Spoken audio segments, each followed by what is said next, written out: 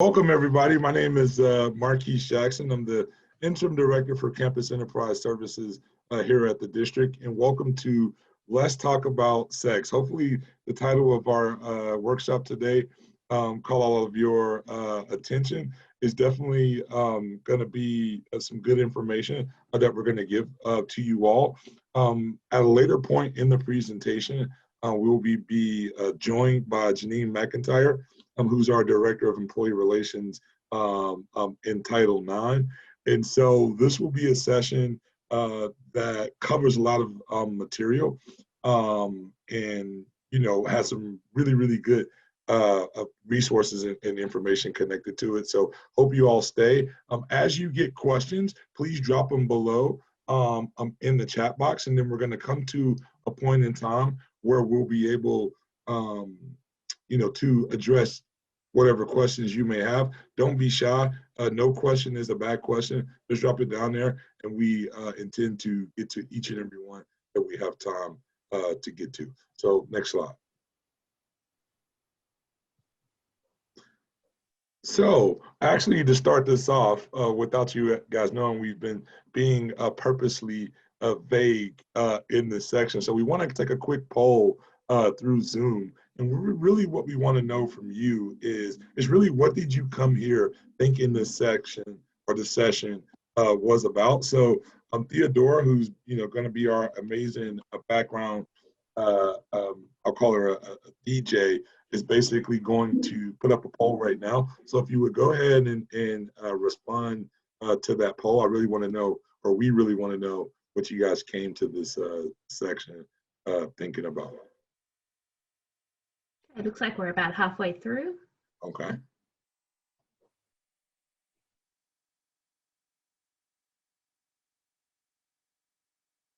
Waiting on 4 more people.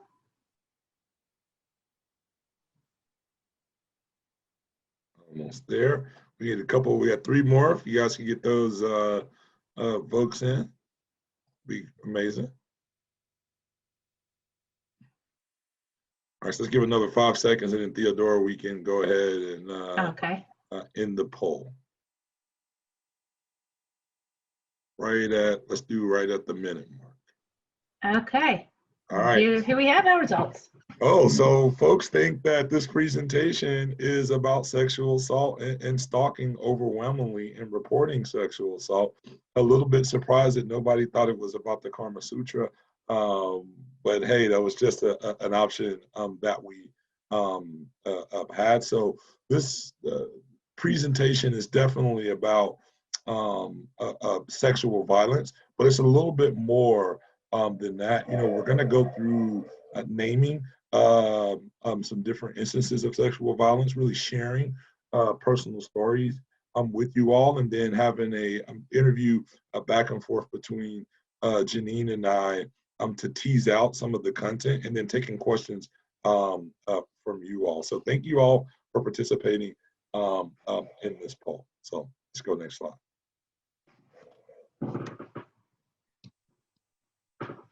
So when you're looking at sexual violence, one thing that we want to get across to you all is sexual violence does not discriminate.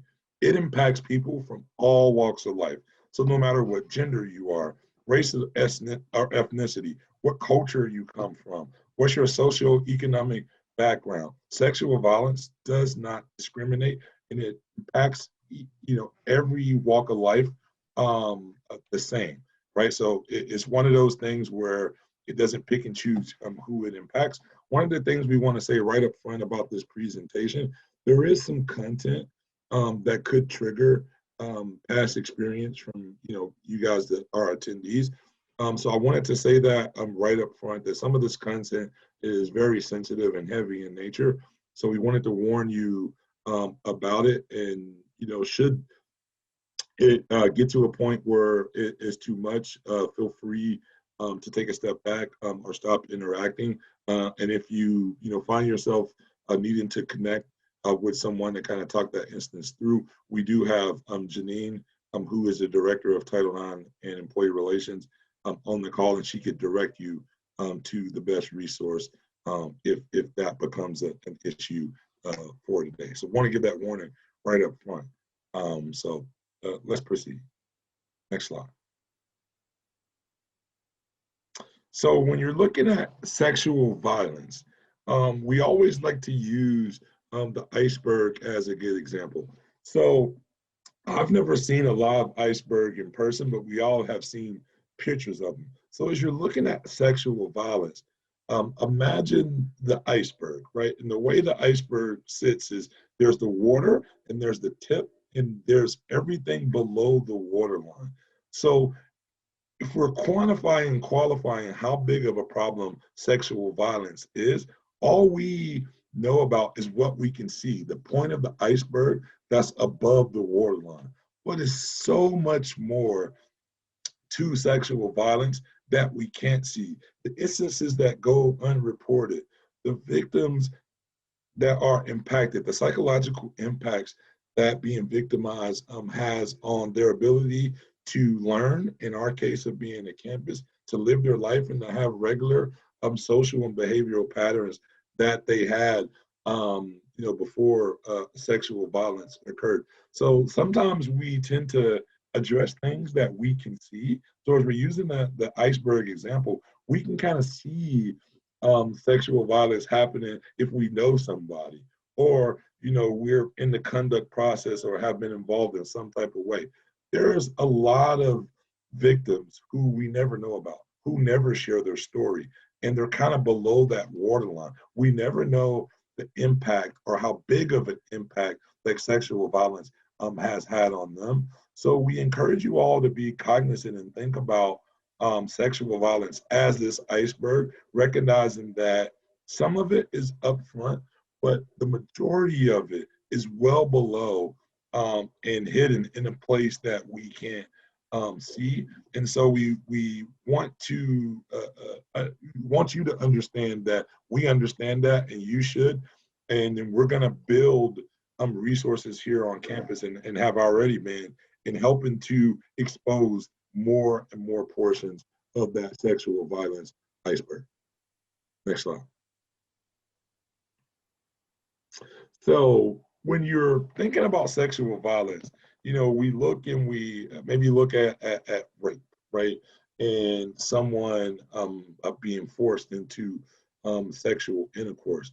I want to talk about what sexual violence is not. It's definitely not about sex, right? It's about power and control. You have someone exerting their power and control over another person and violating that person's rights, their personal space, and just downright committing a crime against them. But sexual violence is also complicated, right? It can happen in many different ways. Not only can it be a physical, right, and sexual, but there's a psychological and emotional component to sexual assault, right? There's a verbal component to sexual violence. It even is tied in to having certain, economic components. What I'm really trying to say is there's a power dynamic that exists with sexual violence between the perpetrator and the victim. One thing that's really relevant about it today is it can be facilitated by technology. Social media is a great tool that we have, but social media is also a platform that allows sexual violence to permeate all of our lives. Going back to the slide before this, it doesn't discriminate. It doesn't care what gender, what sexual orientation that you are. It impacts all of our different communities. And just to reiterate, it doesn't care about race. It doesn't care who you come from, where you are, what's your background. Sexual violence impacts each and every one of us. I just want you guys to be cognizant of that. Next slide. So one of the things that I think is important in trying to understand and then overcome sexual violence is calling it what it is. In order to understand things and be able to strategically figure out how to prepare our campus to address them, we have to name what they are. So this section is called Let's Name It. And I want to name these different types of sexual violence to you all, so that you understand the definitions, but also so that we're all clear on what we're talking about. So when we look at domestic violence, we're talking about a pattern of abusive behavior, right, in a relationship that is used by one partner to create and maintain control. I'm sorry about my outlook going off. Create and maintain control over another partner in that relationship. So domestic violence, it can be physical, right? Sexual. It goes back to our last slide. Psychological, verbal. It comes in many different shapes and forms. When looking at sexual assault, we're talking about any type of sexual assault that occurs without the consent of the recipient. So that's forced sexual intercourse, attempted rape, molestation, sodomy. There's very different, different types of sexual assault. The thing to remember is without the consent of the recipient, right?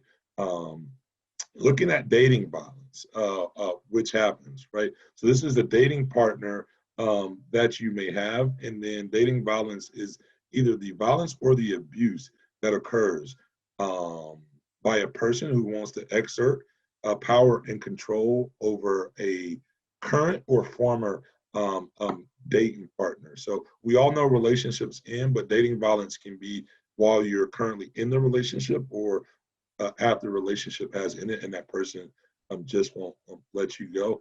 And one of the other instances of sexual violence we wanted to name out is talking about stalking. And this definitely happens, so I want to name it, right? Which is a pattern of repeated and unwanted attention, harassment, conduct, or any other course of conduct directed at a specific person, right? That would cause them to reasonably have fear.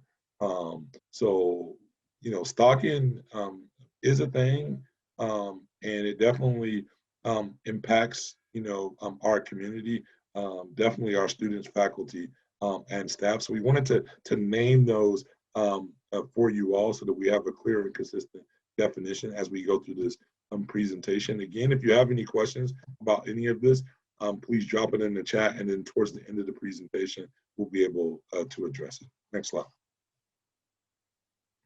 So looking at sexual assault, we definitely want to be able to graphically kind of show you a representation, but I wanted to give you some facts. So every day in the United States, over 500 women are sexually assaulted, right?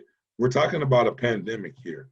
We've experienced the pandemic from COVID, but we're talking about a sexual violence pandemic that has been happening and is continuing.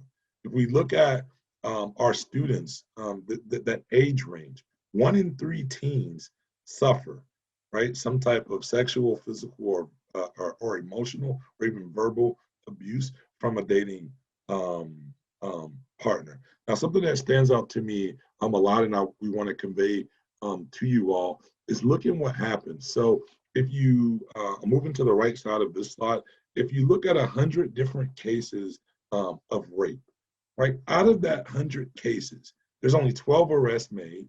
Of those arrests, 9 perpetrators are prosecuted, and of those prosecutions, only 5 of them are felony.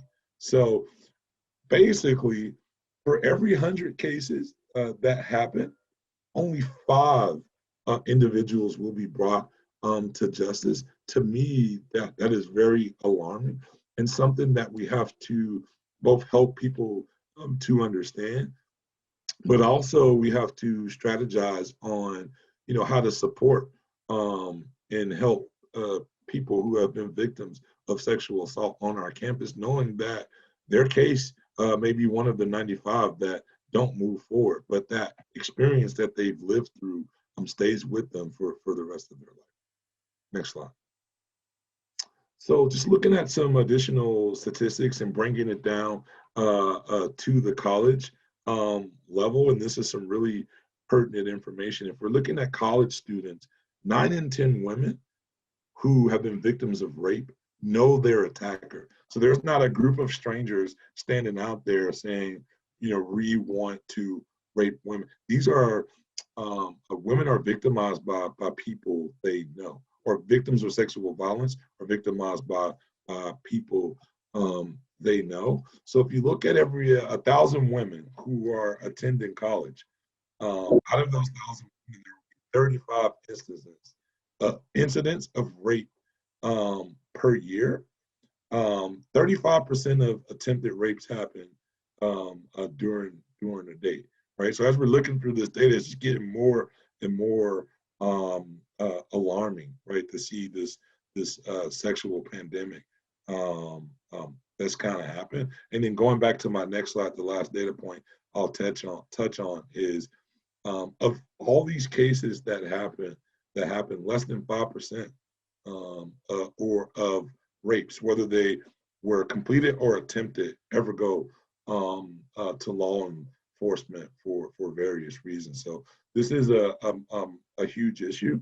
We're gonna transition now after kind of framing up sexual assault into a storytelling session where you all will get to hear, and then we're going to talk through some of this after the storytelling session in a question and answer session. But this data is so alarming, it makes me sad, but I have passion for it because I want everybody to know so we can address it.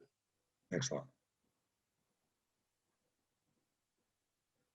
So coming to us shortly after this, on our next slide, we're gonna have a story being told to us from our Director of Employee Relations in Title IX.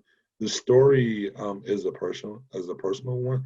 That director, her name is Janine Mcintyre. She has so graciously agreed to be vulnerable for you all and kind of share her story, so we can kind of connect the data that I've showed you with a real life instance. So Janine is a huge asset to our campus. So I'm gonna stop talking and open up the floor for her and give her some room to share her story.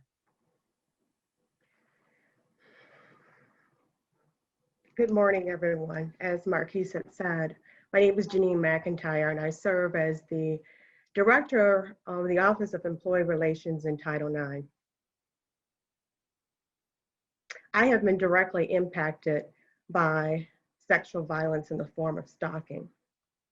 And as Marquise had mentioned, my situation stemmed from a relationship, someone that I knew. At a very troubling time in my life, challenging time in my life, this individual was someone that I was dating, but it was also someone that I was attending law school with. And I attended law school at a time where I had family responsibility. So I was maintaining full-time employment, raising a family, and taking care of an elderly parent. And what is really, when Marquis said triggers, as we were talking about this, we talk about it a lot because Marquise and I actually lead the college district's efforts with respect to the Violence Against Women Act grant that we receive. And so often you talk about resilience and dealing with things. Quite often we find we tuck things back in the back part of our minds so we can move forward. So talking about triggers, a lot of this was triggered through these discussions, not just in preparation of today, but all that we're trying to do on behalf of the members of this college district and those that are connected through those members. And I was encouraged and compelled to tell my story because I think most people wouldn't look at me and think any of these things that we're talking about I would necessarily have suffered through. But I want to share this because what I've learned through that and sharing your story gives you strength to move forward. But just as important, it gives others the strength to move forward. So in my sharing, in my willingness to be vulnerable, it is for that purpose and that purpose alone is that others will be moved inspired to get help, to remove shame if that shame is a part of what they're carrying, and to move forward with their life committed to helping others. So like I said, I endured this situation at a challenging part in my life. I had a lot on my plate, and really it was a delicate approach. Most people attending law school alone, they're advised you don't do anything else. Definitely don't carry on a full-time job. And the whole thought of raising a family and taking care of an elderly parent is unheard of. But that was my reality, and that's where I was. And that's why I bonded, or probably one of the reasons even more so, with the guy that I would become involved with, thinking that we had a common goal. We're moving forward and supporting one another in that. And throughout this time, though, I find that the relationship was not in my best interest, nor was it in the best interest of my family and the commitments that I had made. Initially, I informed him of this, and like a lot of people go through, if you're ending a relationship, they don't receive it well.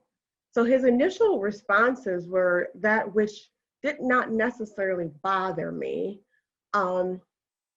He, classic, if I can't be with you, no one will be with you. But I didn't give that a lot of weight.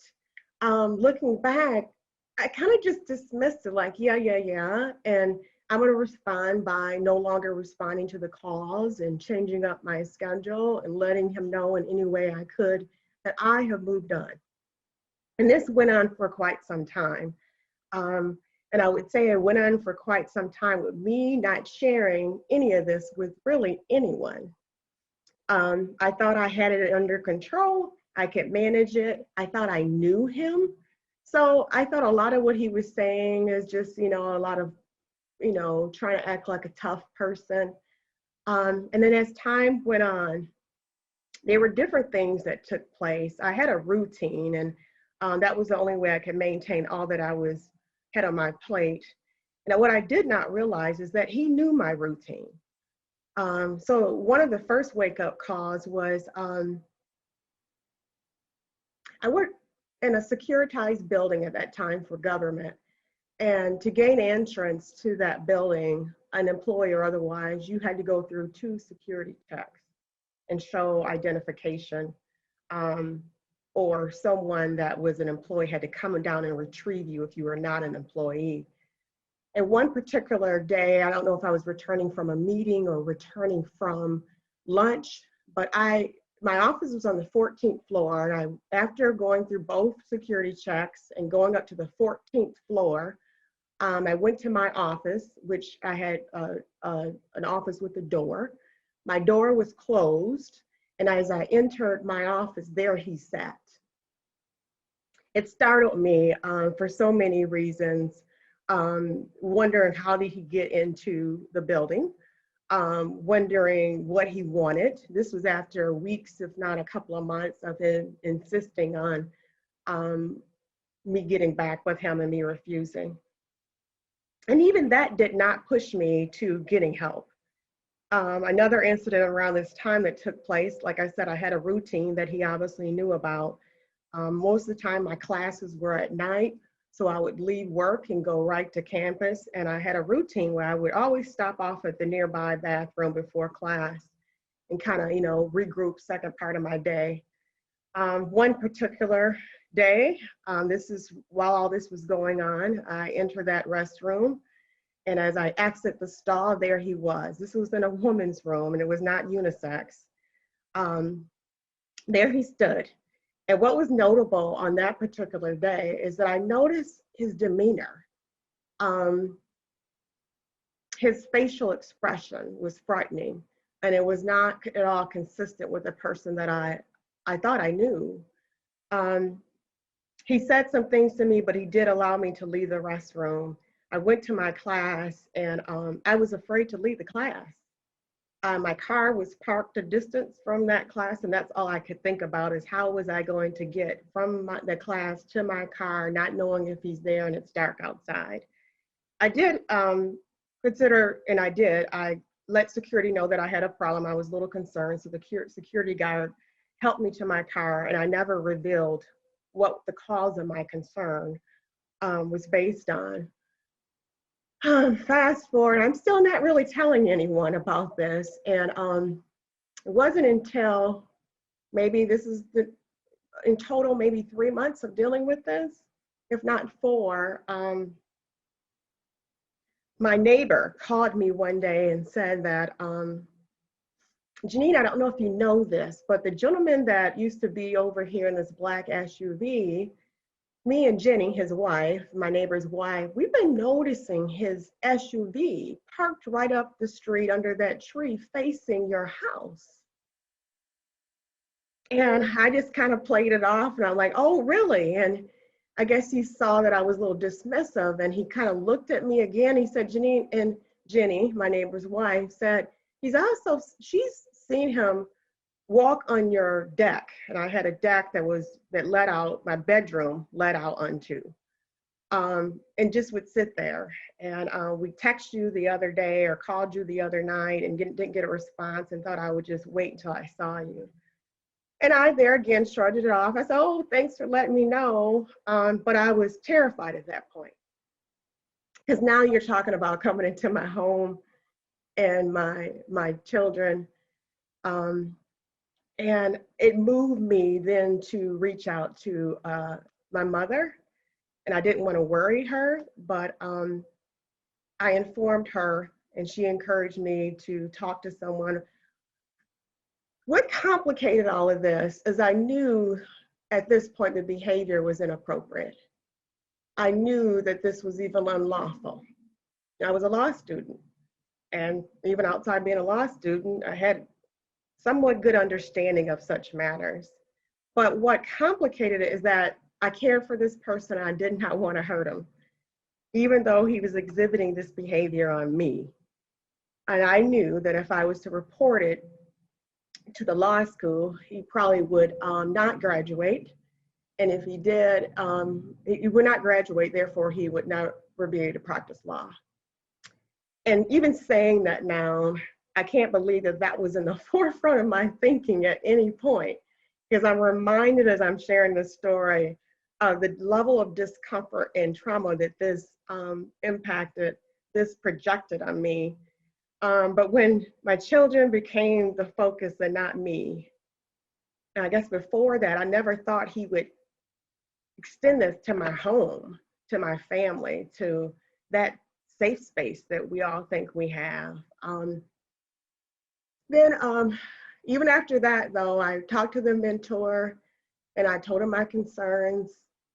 And he said, you need to do something, especially because some of these incidences took place on law school property. But I asked him to please let me deal with it by going to the police. But I didn't really go to the police. I kind of just hypothetically went in and didn't give any names.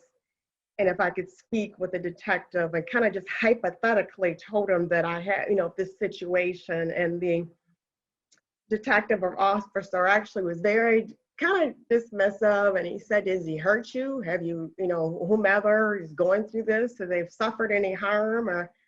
And I'm like, no. They said, well, probably not much is going to be done about it. You have any witnesses to any of this? I said, well, some, my neighbors have seen these things, and I had text messages I had started saving and voicemails that he had, had sent me that I had enough sense to save. But the initial ones, I was just deleting them because I even thought to block him. I think I blocked him for a while and I realized that was making him more angry and more aggressive. So I unblocked him. And this went on for a while. Different things popped up. He was over my sister's. We reached out to my sister, and my sister didn't know about this.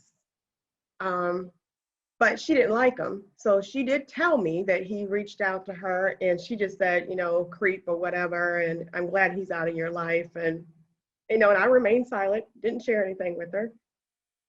But I did reach back out to my professor and told him I needed help. And he didn't judge me with me prioritizing or being concerned about not wanting to hurt him. And what he did, he said that he would have like an intervention. And he said, I don't need to tell you what I'm gonna say, but if it continues after I have that conversation with him, I will report it and I will report it quickly. So that took place. I can't tell you when the behavior stopped because for months, I had no safe space. For months, I made sure I was not alone in anything I did. And I'm pretty much a free spirit, a loner, very independent. But I was pulling in more and more people and friends, and someone else that I had shared my story with had then connected me to other people that had been impacted by sexual violence in different forms. And through that, more and more, it helped me because I also realized there was a level of shame that I carried that I wasn't even aware of. Like, this was mine. Like, this was my wrongdoing. Like, I did something to cause it. Even I had a hard time forgiving myself of prioritizing his life and his future over, some could argue, what was best for me and my family. There was some shame that I carried with that. And whenever I would hear sexual violence, stalking, I still didn't put myself in that category. It was still like, yeah, that's something that people deal with. And, that's someone else's story, not my own. And through talking to people that gone through this and therapists and whatnot, they inform me that that's common. And so years later, here I stand, and all under this message of resilience. Yes, resilience. Now, I stand strong, and I don't say I'm a victim of this because I never have taken on any labeling of victim. I am impacted by this ugliness, by this behavior that someone else decided to project on me for power and control over me, taking my free choice and will and taking my safe space from me, even my home. And I've been able to be resilient and thrive, not just survive, really because of sharing my story and encouraging others through that whole process. And like I said at the beginning, if anything that is said today that helps anyone in the slightest way to get help, to remove that shame from you, to thrive, to move forward in establishing the type of life you want to live, then this was time well spent. It was an experience that I wouldn't change because it's helped fuel me, and not just in what I'm doing today in our work with the VAWA grant, but in every area of my life with purpose and taking back any control that anyone has tried to take from me by me living the life I want to live. Fearless, fearless, and determined. Thank you. Thank you, Janine, for sharing that story. It's personalizing to know one of our colleagues, has had this experience. Imagine how many others there are who have lived through this. And given that fact, one of the things that we want to convey through this message, and it's just what Janine has said, is we see you out there. We understand. And I think it's important for us to model that for our students, that, we see you, we hear you, you're not alone. The campus is here to support. Like Janine says, she's not a victim. We got to turn these people into survivors and champions of sexual violence.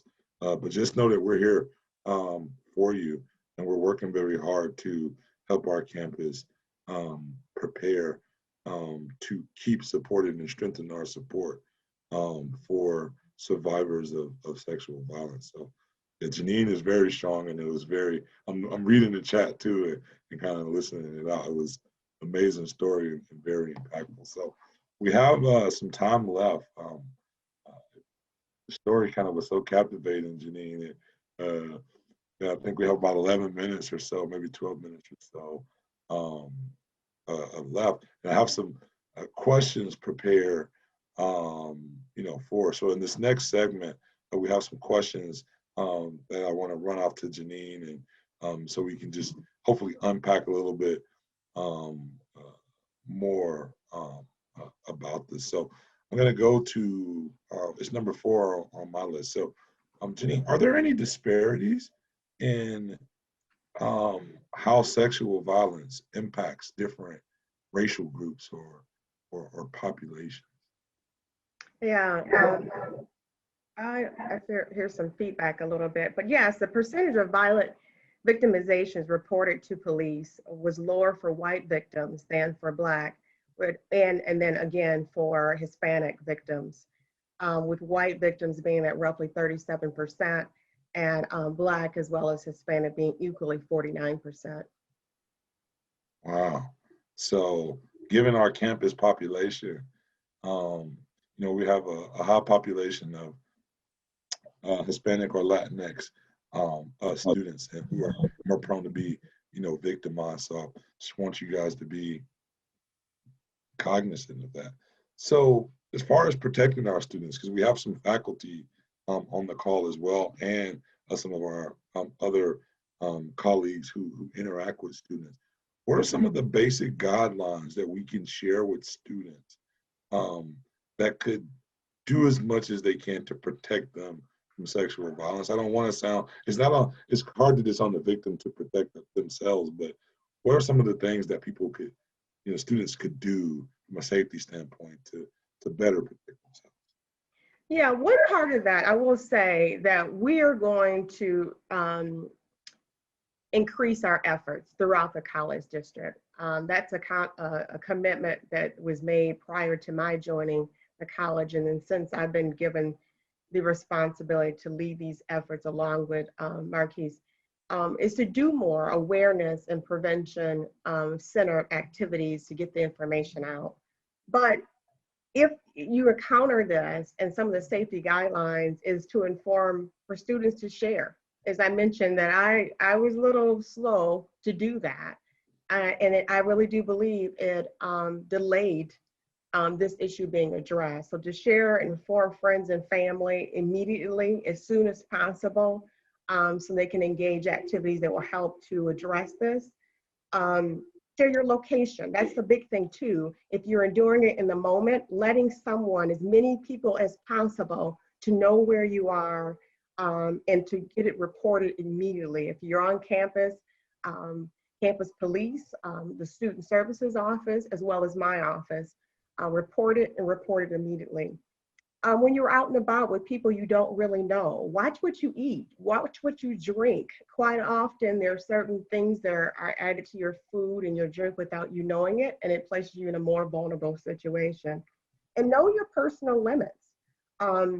Know setting boundaries with people, going back to, understanding the behavior that is appropriate and is not appropriate. And if something makes you uncomfortable, it's okay to say you're uncomfortable and defining that space for yourself. Always have a backup plan when it comes to safety. Some of that is if you're out studying or whatever late, let someone know it's your routine, someone that you trust in your circle, family member, friends. And if there's some reason for you to deviate from that, let them know you're deviating from that. Checking in, I do that now a lot with my mom, is calling. She's on the other side of the country, but just calling her and letting her know, okay, I'm here, I'm there. Letting someone know about your whereabouts, it protects you. Using social media with great caution. There's a lot being revealed now on social media. Way too much about your personal whereabouts is being revealed. All those things make you extremely vulnerable. Also, if you're gone for a long time and you're talking about it and you come home to maybe an empty place or a place that's not well lit because you've been gone, those are all things that can make you more vulnerable. So really looking at, and as you have friends, close friends and family members, coming up with that safety plan, maybe starting a conversation with them to know that your friends have something in place as well, and then you're supporting one another in it. Thanks, Janine. You touched on this, but I want to tease it out a little bit more. Because I heard you say it, but I want to make sure it is said to the group so that if we encounter a student experiences this, the group kind of understands. So what are some of the top reasons that women don't report sexual violence?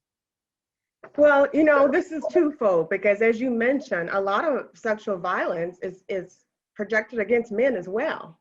And with men, a big part is the stigma with that.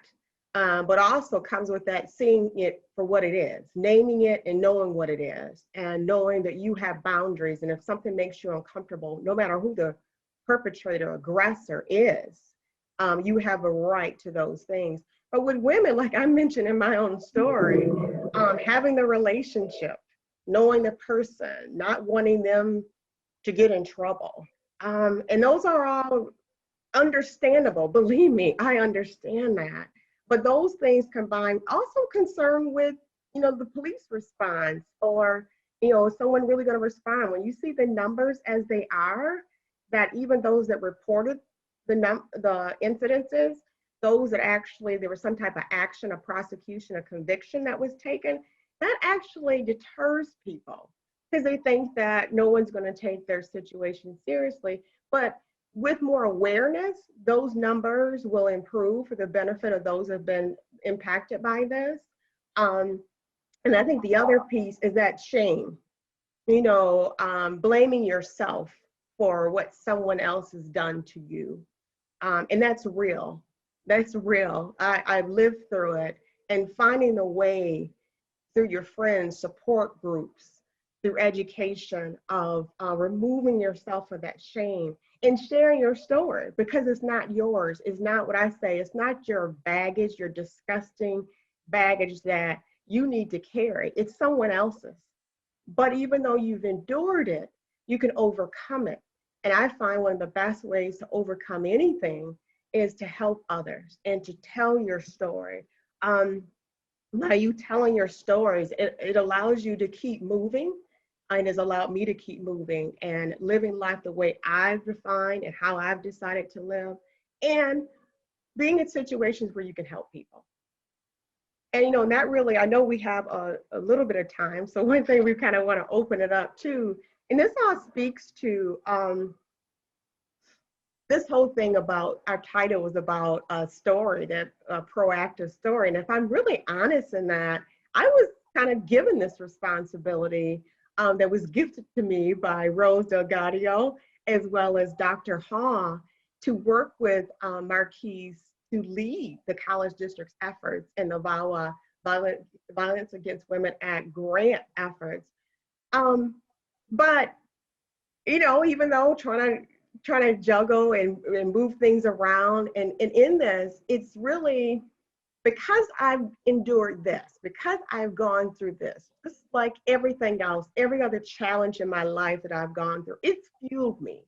It's fueled a passion in me to help those that need our help the most. I understand a lot of people have gone through things like this, and the result was different. Their lives may have been taken or tarnished in a much more profound way.